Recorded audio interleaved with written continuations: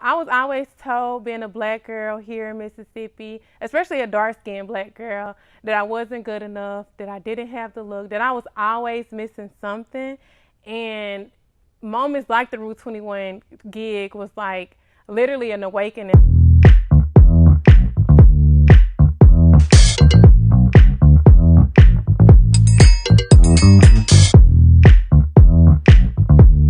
When I think about my childhood, the first thing I think about is being a JPS kid.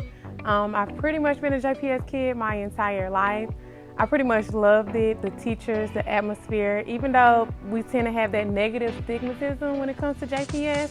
JPS definitely made me who I am, and it's a huge reason of why I started modeling. I was at Merle Dorm when they had the little fight club or whatever, and around that time, my mother was really trying to like pull me from the school, and she was going through that process.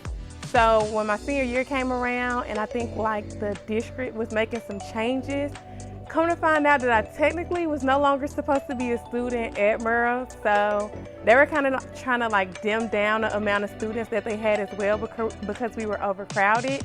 And so they really was trying to kick me out of Merle my senior year, and I was so depressed because it was the only school I had ever known. It was literally where I grew and I became a young woman. So my senior year, everybody was celebrating their first day as seniors, and I literally was going amongst the district to fight to stay at Merle High School. And so in the process of going through that took about 2 weeks. Around that time, I also lost my cousin in a motorcycle accident. And then when I finally did go to school, I was unfortunately set up by someone that I knew. So around that time, it was just like so much going on in life. I felt like I couldn't trust anybody really. I really came like reserved. So like that woman, that young woman that I had grew to be was like no longer there. I was constantly depressed. I really didn't do any of the senior activities that other people did. And I had a family friend, Justin Hardiman. A lot of people know him as Kelso. We were hanging out one day, just like around some family members and some friends and stuff. And he was just like looking at me. He was like, "Destiny, have you ever thought about modeling?"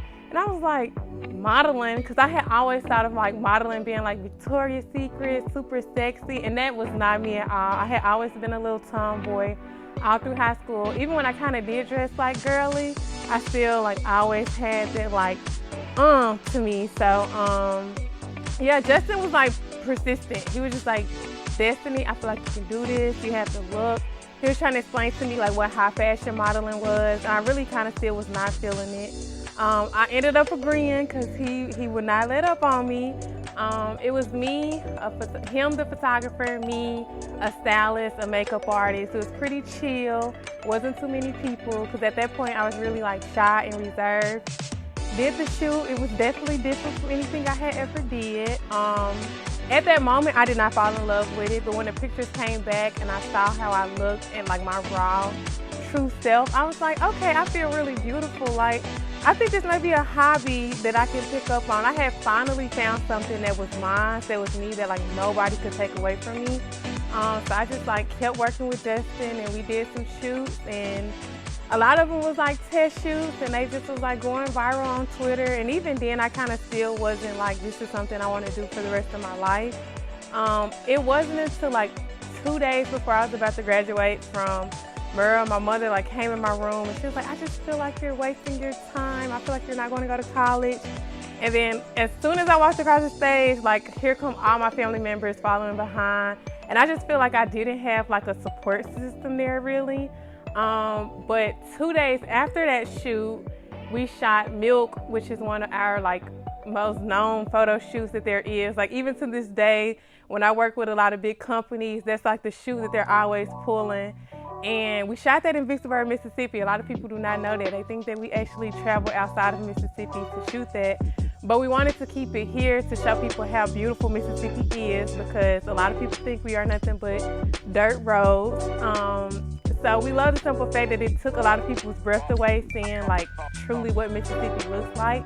After that shoot, like I literally went to sleep the night that the pictures dropped. The next day I woke up and it was like viral. It was featured in the newspaper here, on BuzzFeed, and it was like literally the sign from God for me to keep going. And since then, I've been at it. I haven't stopped. I have been modeling since 2017. It feels like it has been so long, but it really hasn't. It's been kind of strange and a challenge because pretty much everything I've ever done, I've been doing school on the side. I'm about to graduate from Jackson State University, so this will be my first time in the industry where I don't have anything holding me back, so I'm super excited about that. But since I started modeling, I've done 2 Cream of Nature hair campaigns. I have also worked with Champion. I am currently a Rue model, which is like so exciting because that was literally my favorite brand growing up. Like that was my place that I literally never shopped anywhere else other than Rue 21. And I've worked with some other small brands, Stitch Fix. I've done some other small hair campaigns and stuff like that. I feel like so many people don't see Mississippi for what it is, for the people, for like everything that we represent. I love walking into a room and people just like being so blown away by my hospitality. I'm always telling people that my #1 thing is being big on hospitality. I tend to tell a lot of other models that as well. The first thing I do when I walk into a room is speak. That's like everybody from Mississippi know that that is a thing. Like my grandmother would slap me on my neck if I walked into a room and did not speak to everybody that was there. I think every brand takes that away when it comes to me, and that has continued to help me continue to be booked and everything like that. Like, say for instance, like Rue 21, my first day I was like super shy. And then as soon as I like loosen up, it's strange because one of their head producers there is actually from Mississippi. He's from Gulfport. And he was just like, everybody was so blown away by me. They were like, you're such a beautiful person. You're always so kind. You're always so sweet. And they were like, why? And I'm like, because I'm a Mississippi woman. That's how we are.